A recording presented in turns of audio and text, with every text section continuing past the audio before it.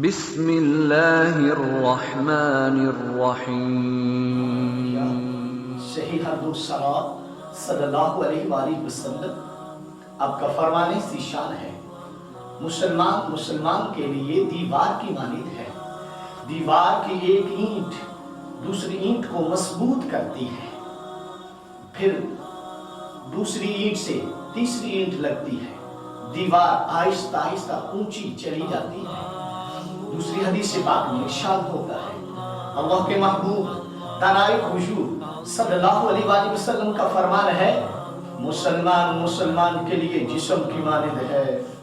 اگر درد سر میں ہو تو جسم بے چین ہے، اگر درد پاؤں میں ہے تو پورا جسم بے چین ہے۔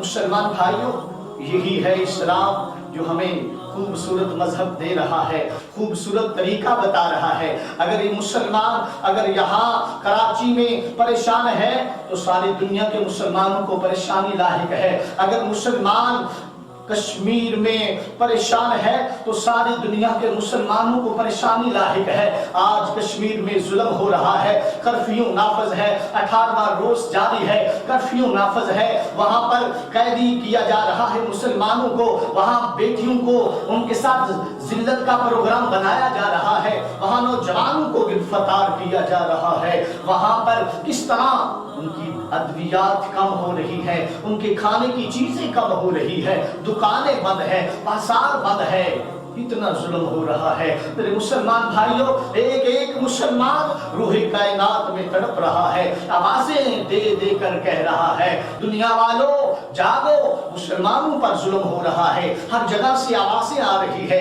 ہر جگہ سے آوازیں آ رہی ہے، اس لیے کہ مسلمان ایک جسم کی مانند ہے۔ اگر درد ہے تو سر میں تو پورا جسم بے چین ہے۔ اس لیے مسلمانان گرامی قدر، آپ بھی غور کیجئے، اللہ کی بارگاہ میں دعا کے لیے ہاتھ اٹھا لیجئے، اللہ سے مانگے کہ اللہ کشمیر کے مسلمانوں کو مدد عطا فرما اور انہیں فتح عطا فرما، اور پاکستان کے لیے کشمیر شاہ رگ ہے، اللہ اسے فتح عطا فرما۔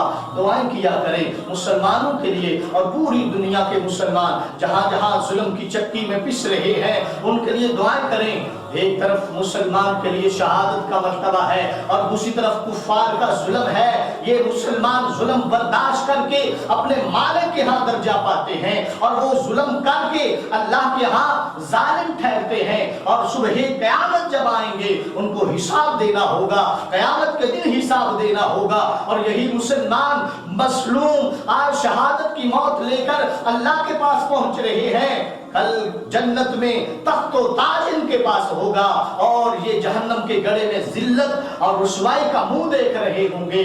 وہاں مسلمان پوچھیں گے، اے کفر کی وادی میں بھٹکنے والوں، اے مسلمانوں پر ظلم ڈھانے والوں، آج بتاؤ جو رب نے ہمارے ساتھ وعدہ کیا تھا وہ تو پورا ہو گیا ہے، تم بتاؤ تمہارے ساتھ جو میرے رب نے وعدہ کیا تھا وہ پورا ہوا ہے کہ نہیں ہوا؟ پھر انہیں وہاں بتانا پڑے گا کہ آج ہمارے ساتھ وعدہ پورا ہو چکا ہے۔ پھر ان کو نہ پانی میٹھا ملے گا، نہ ٹھنڈا ملے گا، ابلتا ہوا کھولتا ہوا پانی ان کا نصیب ہوگا، کانٹے دار کھانا ان کا نصیب ہوگا، جلنا ان کا نصیب ہوگا، وہاں ان کی کوئی بھی فریاد سننے والا نہیں ہوگا۔ مسلمانان گرامی قدر، آج یہ آزمائش کا وقت ہے، صبر کا وقت ہے، آج اللہ کی بارگاہ میں دعائیں کرنے کا وقت ہے۔ بس آپ اپنی ڈیوٹی دیتے جائیے، دعائیں کرتے جائیے، باقی اللہ عز و جل ضرور انصاف فرمائے گا۔ مالک لم یزل کشمیر کے مسلمانوں کو فتح عطا فرمائے اور ان کو صبح و شام رحمتیں اور برکتیں